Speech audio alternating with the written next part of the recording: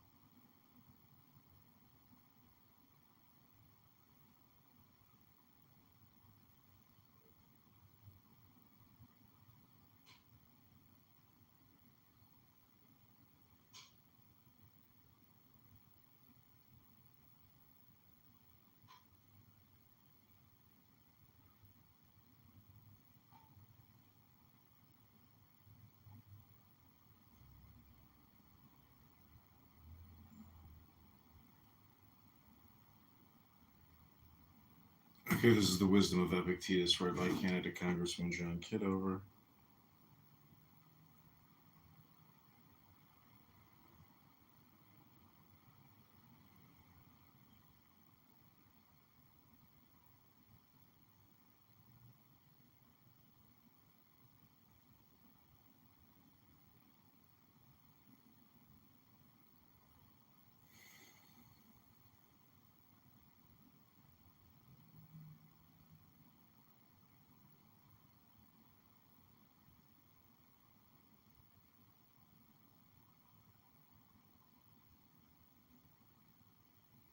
Okay, this is Philosophy and Wisdom of Epictetus read by candidate John. Hope you enjoy.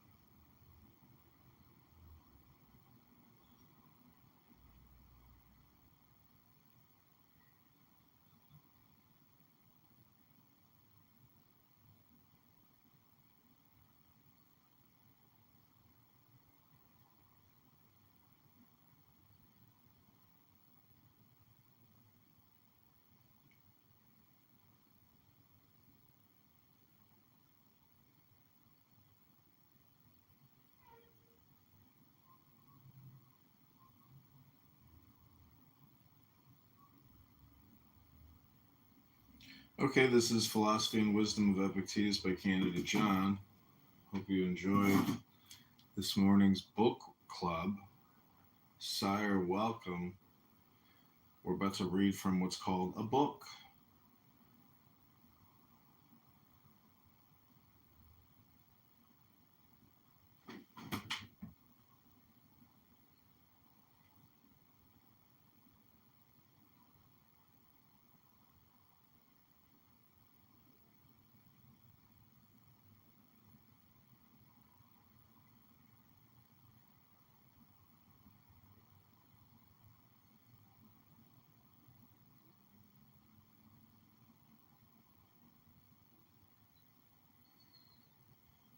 Okay, this is Wisdom, Philosophy, Meditation of Epictetus. Read by Candidate John. Hope you enjoy.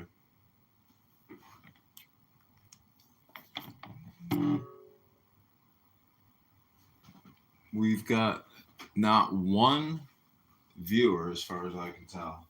We've achieved the state of parity. Equilibrium now. 6 minutes setup. We're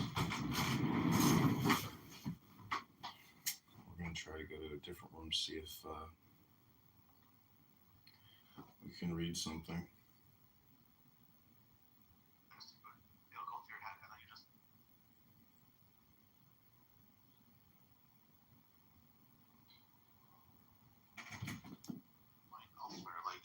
Praying or reading or something that will keep your mind engaged, but allow you to not smoke. Like you just make that switch, and then you can just fast for like a day or 2 days, just like fruit and water or milk and water or milk and fruits. You should be fine. The fasting really helps. It really burns. Like you'll see that your stomach will start not be on fire, but you'll feel that fire in your stomach, and that'll help you.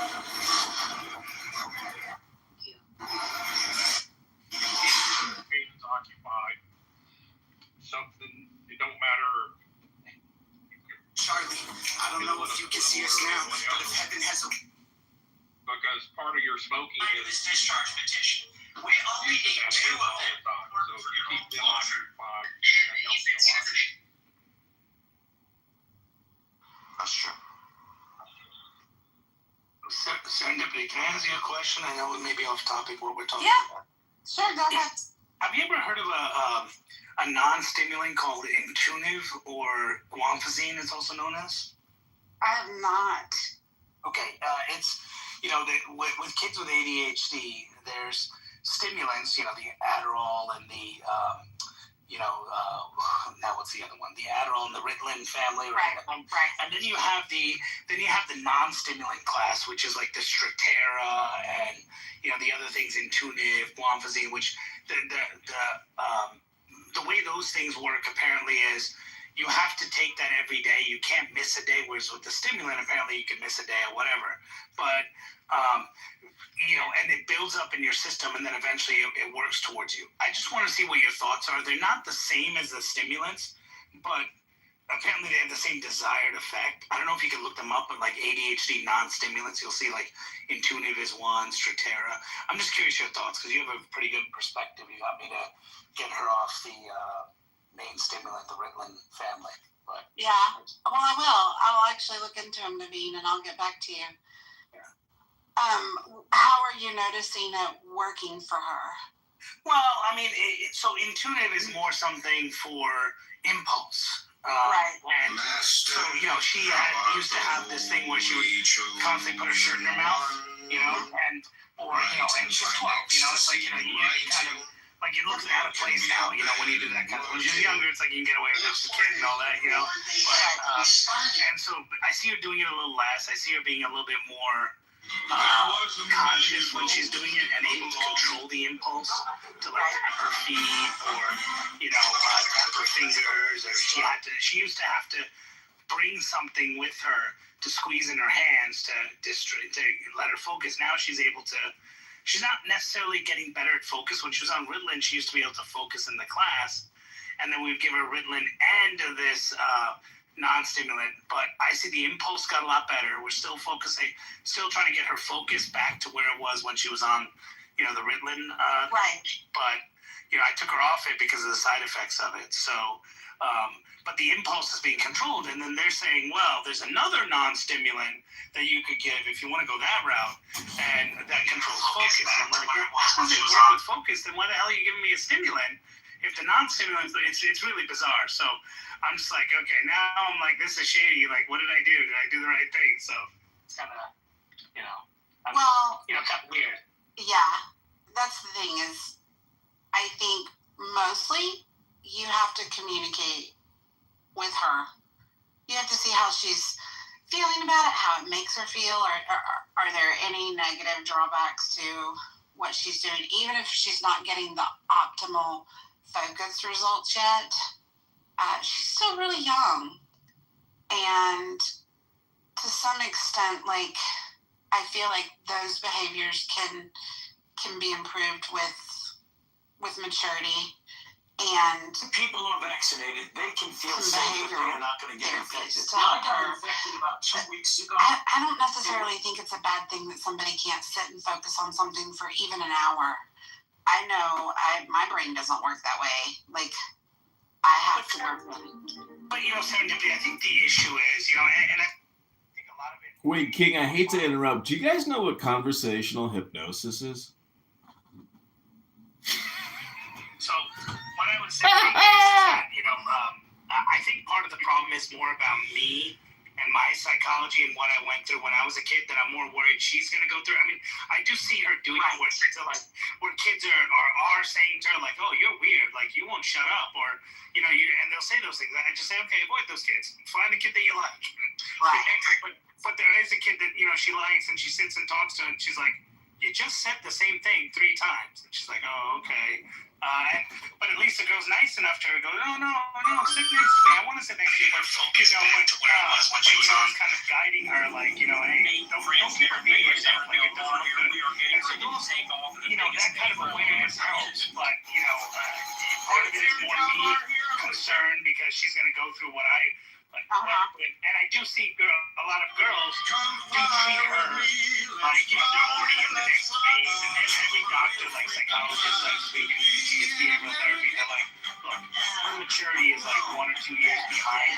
Like, it'll be tough as she gets older because girls can be, moody and bratty, and they can do all this stuff, so it will be difficult. And you'll have to give her support so she doesn't get depressed. And I think part of it is me getting more frustrated at what I want her to be versus what she is. Because I end up like, sometimes I'll even mock her, and I'm like, why did I say that? I'll be like, why are you acting like a third? You'll mock your daughter? You mock her? And I'm like, why? And then I'm like, why did you say that? But I get so frustrated because I'm like, you're doing something so simple and you can't do it. And I'm just like, oh man, what am I doing? So some of it is me too. Let me tell you too, like, you have to kind of tackle some of those issues one at a time. I was going through, me and my daughter, we communicate really well together. Like, there's really not like a whole lot that we can't talk about and discuss. We started butting heads relentlessly because she cannot be on time. To save her life, she cannot be on time. You can tell the girl 3 days ahead of time, we're going to go do this at X time. Like, what do you need to do to get there? Like, it's very important.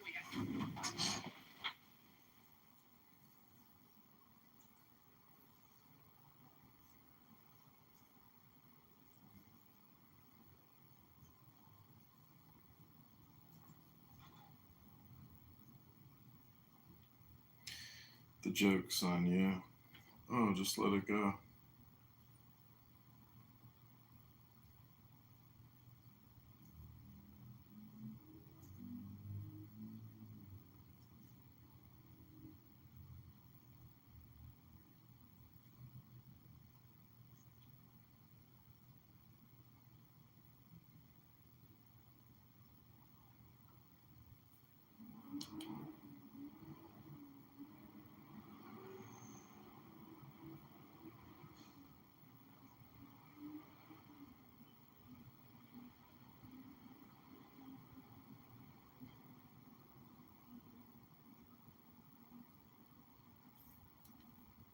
Mother, she was in such disbelief. She couldn't believe it. And the way the man just held the 6-year-old daughter in his hands. If that doesn't break your heart to want.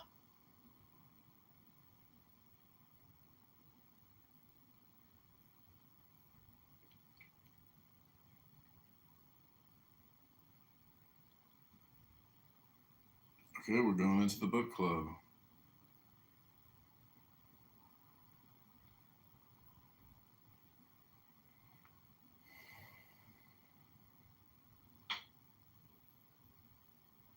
Okay, this is Epictetus' Wisdom and Philosophy.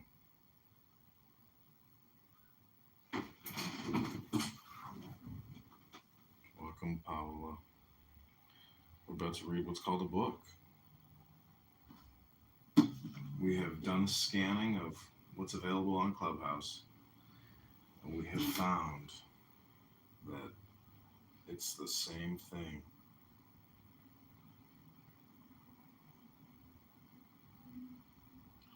Damn, so in Great Britain, if you don't have a digital ID, you can't work there. They're gonna starve out their illegal immigrants.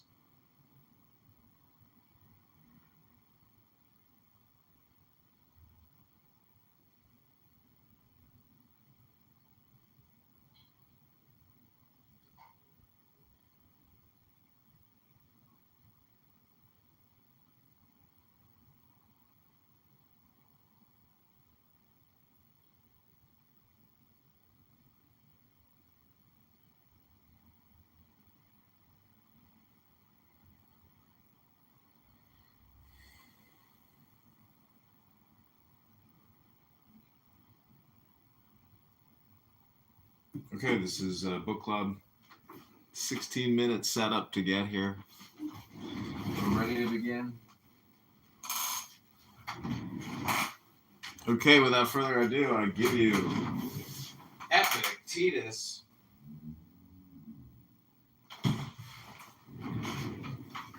This is just going to be 60-second snippets, and we're going to be creating clips on YouTube. These are the golden sayings.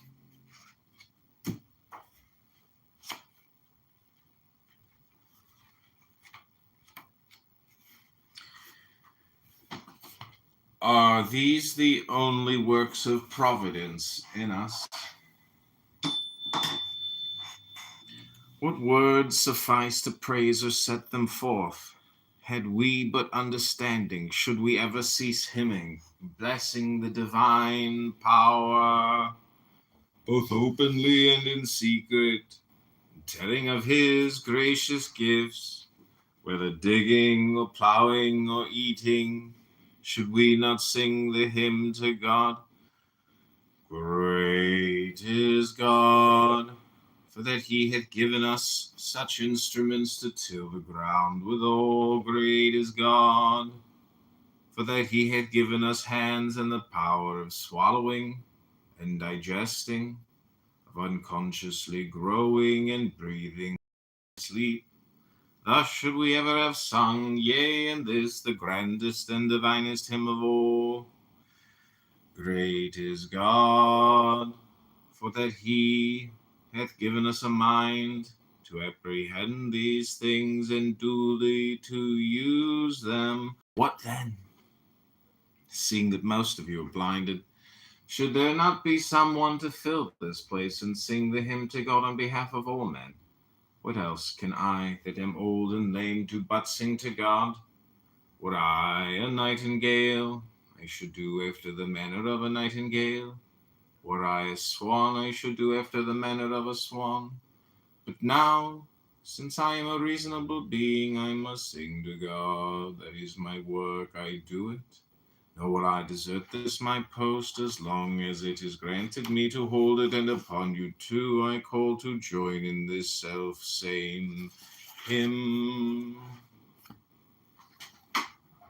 Okay, that's part one of Epictetus. This is your morning intelligence meditation on knowledge, philosophy, and wisdom with Candidate John, reading to you from what's called a book.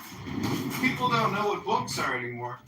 They just do conversational hypnosis with each other. They just talk all the time about nothing.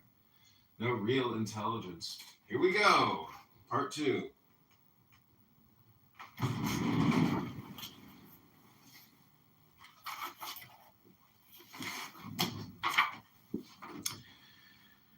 How then do men act, as though one, returning to his country, who had sojourned for the night in a fair inn, should be so captivated thereby as to take up his abode there? Friend, thou hast forgotten thine intention. This was not thy destination, but only lay on the way thither. Nay, but it is a proper place. And how many more of the sort there be only to pass through upon thy way? Thy purpose was to return to thy country, to relieve thy kinsmen's fears for thee, thyself to discharge the duties of a citizen, to marry a wife, to beget offspring, and to fill the appointed round of office. Thou didst not come to choose out what places are most pleasant, but rather to return to that wherein thou wast born, and where thou wert appointed to be a citizen. Try to enjoy the great festival of life with other men. But I have one whom I must please, to whom I must be subject, whom I must obey, God, those who come next to him. He hath entrusted me with myself. He hath made my will subject to myself alone, and given me rules for the right use thereof. Rufus used to say, if you have leisure to praise me, what I say is not. In truth he spoke in such wise that each of us who sat there thought that someone had accused him to Rufus. So surely did he lay his finger on the very deeds we did, so surely display the faults of each before his very eyes. But what saith God? Had it been possible, Epictetus, I would have made both thy body of thine and thy possessions free and unimpeded. But as it is, be not deceived, it is not thine own, it is but finely tempered clay. Since then this I could not do, I have given thee a portion of myself, in the power of desiring and declining, and of pursuing and avoiding, and in a word, the power of dealing with the things of sense. And if thou neglect not this, but place all that thou hast therein, thou shalt never be let or hindered. Thou shalt never lament. Thou shalt not blame or flatter any. What then? Seemeth this to thee a little thing? God forbid. Be content then therewith. And so I pray the gods.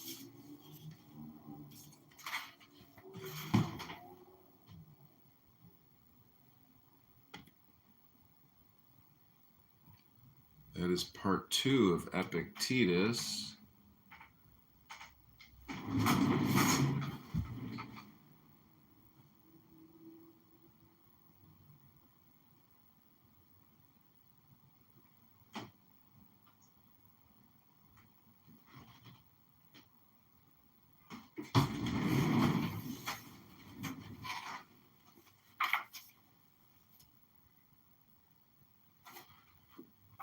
Okay, here's part 3.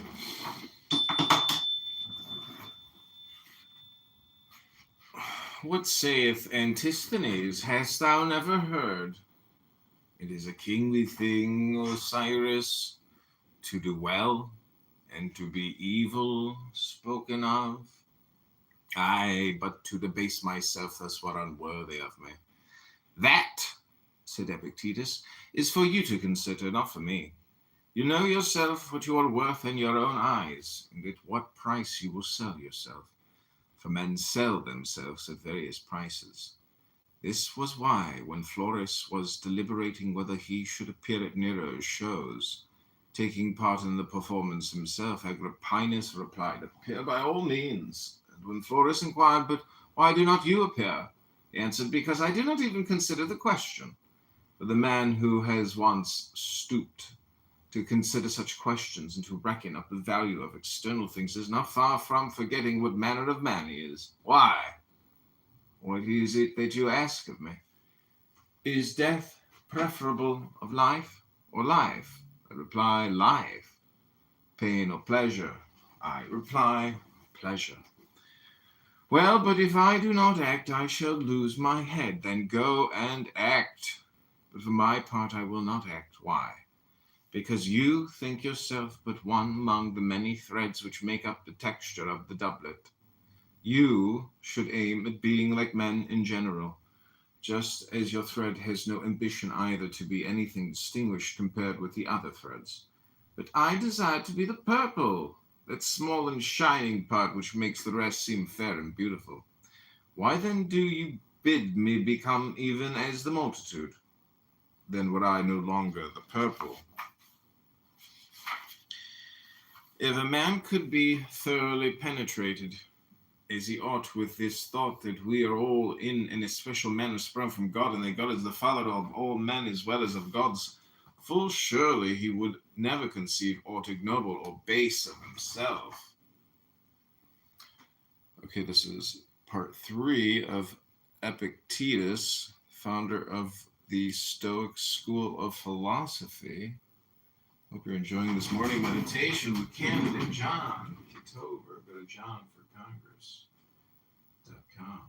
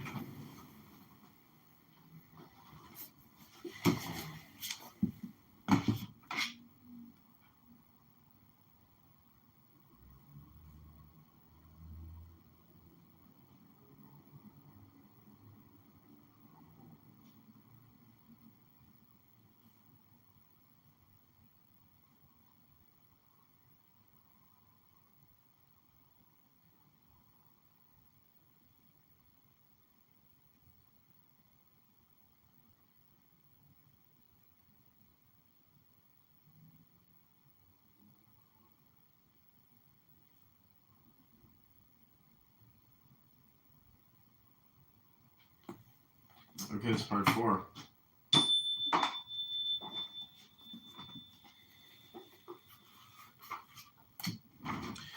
Whereas if Caesar were to adopt you, your haughty looks would be intolerable. Will you not be elated at knowing that you are the Son of God? Now, however, it is not so with us. But seeing that in our birth these two things are commingled, the body which we share with the animals, and the reason and thought which we share with the gods, many decline towards this unhappy kinship with the dead, few rise to the blessed kinship with the divine, since then every one must deal with each thing according to the view which he forms about it. Those few who hold that they are born for fidelity, modesty, and unerring sureness in dealing with the things of sense, never conceive aught base or ignoble of themselves, but the multitude the contrary. Why, what am I? A wretched human creature with this miserable flesh of mine, miserable indeed, but you have something better than that paltry flesh of yours. Why then cling to the one and neglect the other? Thou art but a poor soul laden with a lifeless body. The other day I had an iron lamp placed beside my household gods. I heard a noise at the door. On hastening down, found my lamp carried off. I reflected that the culprit was in no very strange case. Tomorrow, my friend, I said, you will find an earthenware lamp, for a man can only lose what he has. That is the sayings of Epictetus, the Enchiridion, the golden sayings. That's part 4, read by candidate John. If you're enjoying this philosophy, hit the like button, subscribe to the channel, share the video on your X account, on your Instagram story. That's right. This is called intelligence. Many people have never read this book. Hope you're enjoying. All right, part 4 or 5. We're going to try to get to 10 parts.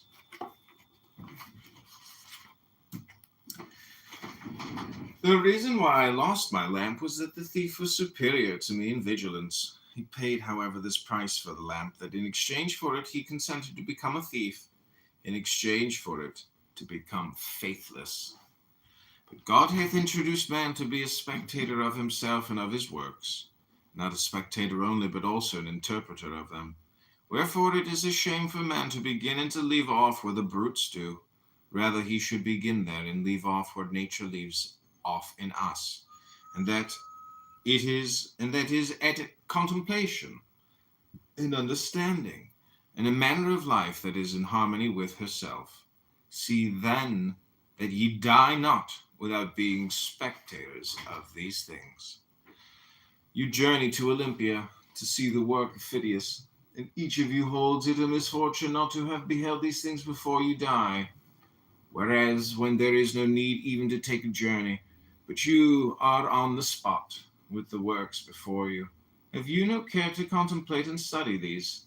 Will you not then perceive either who you are unto, or unto what end you were born, or for what purpose the power of contemplation has been bestowed upon you?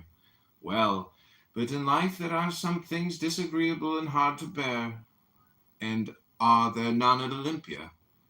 Are you not scorched by the heat? Are you not cramped for room? Have you not to bathe with discomfort? Are you not drenched when it rains? Have you not to endure the clamor, shouting, and such annoyances as these? Well, I suppose you set all this over against the splendor of the spectacle, and bear it patiently. What then? Have you not received powers wherewith to endure all that comes to pass? Have you not received greatness of heart, received courage, received fortitude? What care I if I am great of heart, for aught that can come to pass? What shall cast me down or disturb me? What shall seem painful? Shall I not use the power to the end for which I received it, instead of moaning and wailing over what comes to pass? There's a reading of Epictetus. It's part 5, read by Candidate John. Halfway there. We're doing 10 minutes of Stoic philosophy with Epictetus.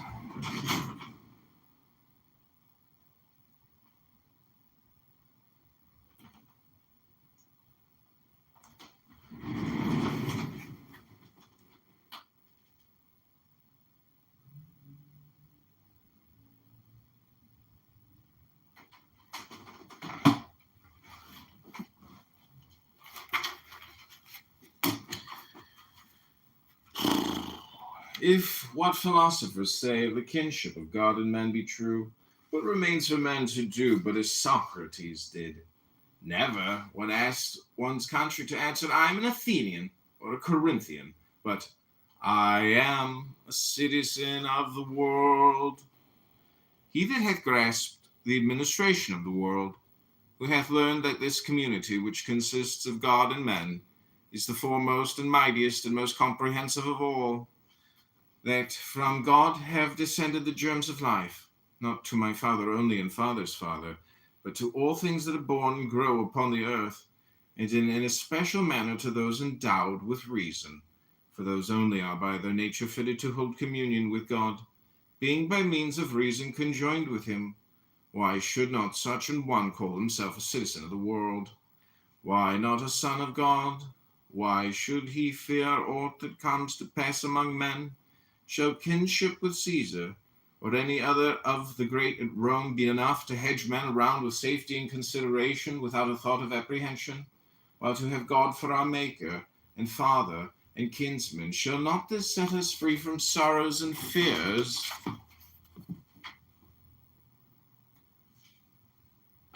Okay, that's part 6 of Epictetus. This is Candidate John doing a meditation this morning with the Enchiridion, the golden sayings and discourses of Epictetus.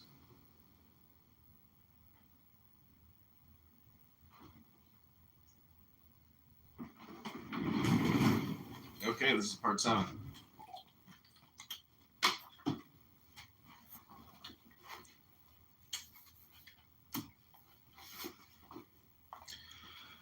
I do not think that an old fellow like me need have been sitting here to try and prevent your entertaining abject notions of yourselves, and talking of yourselves in an abject and ignoble way, but to prevent there being by chance among you any such young men as, after recognizing their kindred to the gods and their bondage in these chains of the body and its manifold necessities, should desire to cast them off as burdens too grievous to be borne, and depart to their true kindred.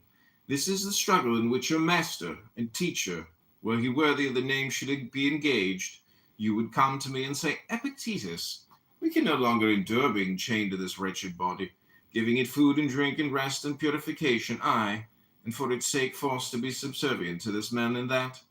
Are not these things indifferent and nothing to us? Is it not true that death is no evil?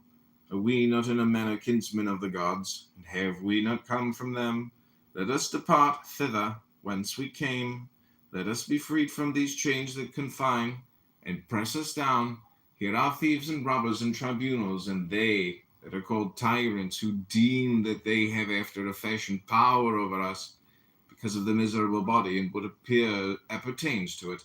Let us show them that they have power over none.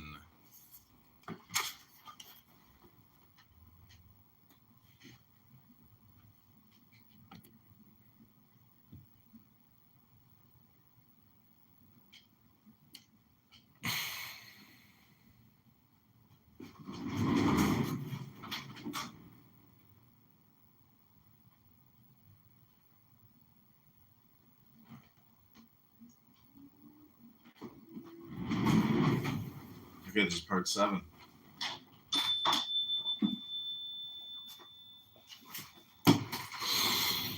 And to this I reply, friends, wait for God.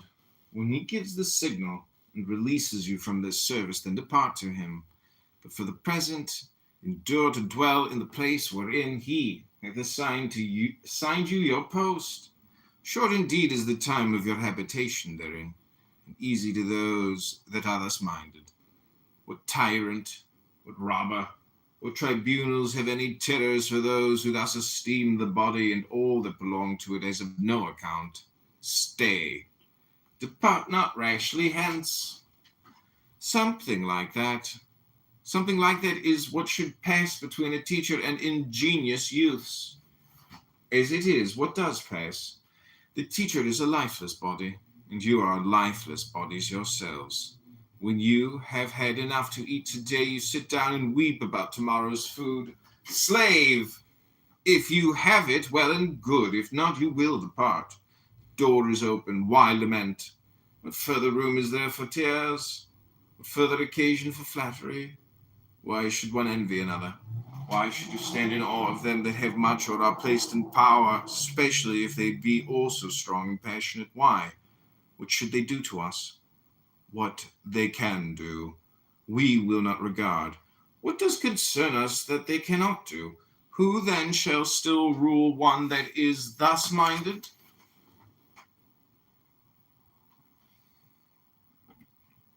This is Candidate John reading the Enchiridion, the Golden Sayings of Epictetus. That's part 7. These are 60-second shorts for YouTube. We're reading the Stoic philosophy of Epictetus. I hope you're enjoying. Hit the like button. Subscribe now. Share the video. This is part 8. We're doing 10 parts.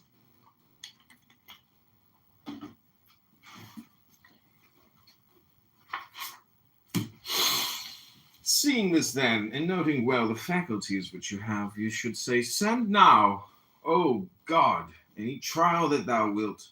Lo, I have means and powers given me by thee, to acquit myself with honor through whatever comes to pass. No, but there you sit, trembling for fear certain things should come to pass, and moaning and groaning and lamenting over what does come to pass. And then you upbraid the gods. Such meanness of spirit can have but one result, impiety. Yet God has not only given us these faculties by means of which we may bear everything that comes to pass without being crushed or depressed thereby, but like a good king and father, he has given us this without let or hindrance, placed wholly at our own disposition, without reserving to himself any power of impediment or restraint. Though possessing all these things free and all your own, you do not use them. You do not perceive what it is you have received, nor whence it comes, but sit moaning, groaning, some of you blind to the giver, making no acknowledgement to your benefactor, others basely giving themselves to complaints and accusations against God. Yet what faculties and powers you possess for attaining courage and greatness of heart, I can easily show you. Which you have for upbraiding and accusation, it is for you to show me.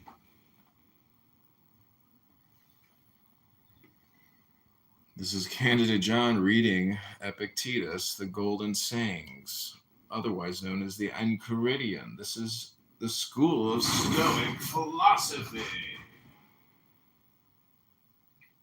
Philosophy and wisdom.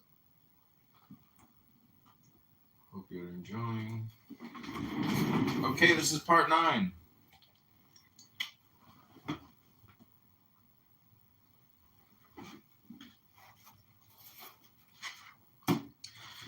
How did Socrates bear himself in this regard? How else then as became one who was fully assured that he was the kinsman of the gods? If God had made that part of his own nature which he severed from himself and gave to us liable to be hindered or constrained either by himself or any other, he would not have been God, nor would he have been taking care of us as he ought. If you choose, you are free. If you choose, you need blame no man, accuse no man. All things will be at once according to your mind and according to the mind of God. Petrification is of 2 sorts. There is petrification of the understanding and also of the sense of shame. This happens when a man obstinately refuses to acknowledge plain truths and persists in maintaining what is self-contradictory. Most of us dread mortification of the body and would spare no pains to escape anything of that kind. But of mortification of the soul we are utterly heedless. With regard indeed to the soul, if a man is in such a state as to be incapable of following or understanding anything, I grant you we do think him in a bad way. But mortification of the sense of shame and modesty we go so far as to dub strength of mind. This is the Golden Sayings of Epictetus, read to you by Candidate John. That was part 9. We are just about completed. If you're enjoying this wisdom and philosophy reading room in the book club, hit that like button, share, subscribe, post this live stream to your Instagram, to your X account. Don't be ashamed. I'm reading a book for you, and I hope you're enjoying. Okay, this is part 10. Here we go. If we were as intent upon our own business as the old fellows at Rome are upon what interests them, we too might perhaps accomplish something. I know a man older than I am, now superintendent of the corn market at Rome, and I remember when he passed through this place on his way back from exile, what an account he gave me of his former life, declaring that for the future, once home again, his only care should be to pass his remaining years in quiet and tranquillity. For how few years I have left, he cried, that I said you will not do. But the moment the scent of Rome is in your nostrils, you will forget it all. And if you can but gain admission to court, you will be glad enough to elbow your way in and thank God for it. Epictetus, he replied, if ever you find me setting as much as 1 foot within the court, think what you will of me. Well, as it was, what did he do? He ever entered the city. He was met by a despatch from the emperor. He took it and forgot the whole of his resolutions. From that moment, he has been piling one thing upon another. Should like to be beside him to remind him of what he said when passing this way, and to add how much better a prophet I am than you. What then? Do I say man is not made for an active life? Far from it. But there is a great difference between other men's occupations and ours. A glance at theirs will make it clear to you. All day long they do nothing but calculate, contrive, consult how to wring their profit out of foodstuffs, farm plots, and the like. Whereas I entreat you to learn what the administration of the world is, and what place a being endowed with reason holds therein, to consider what you are yourself, and wherein your good and evil consists.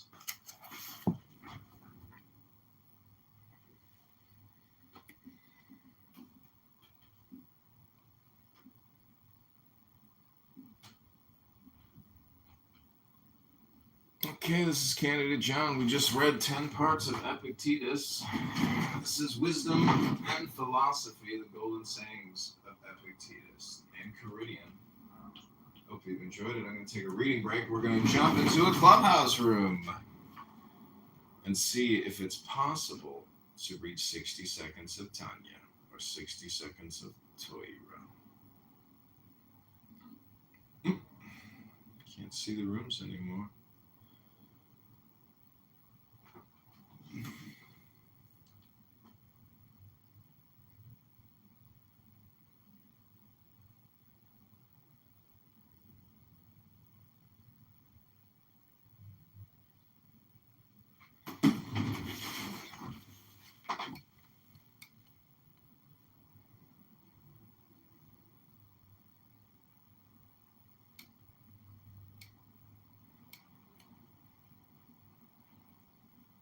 relationship with a woman from Bamber Bridge on May 28th. So you had to get busy. Okay. Can't really see anything, so we're going to shut this down and send this recording to the printers. Hope everybody has enjoyed. Thanks so much.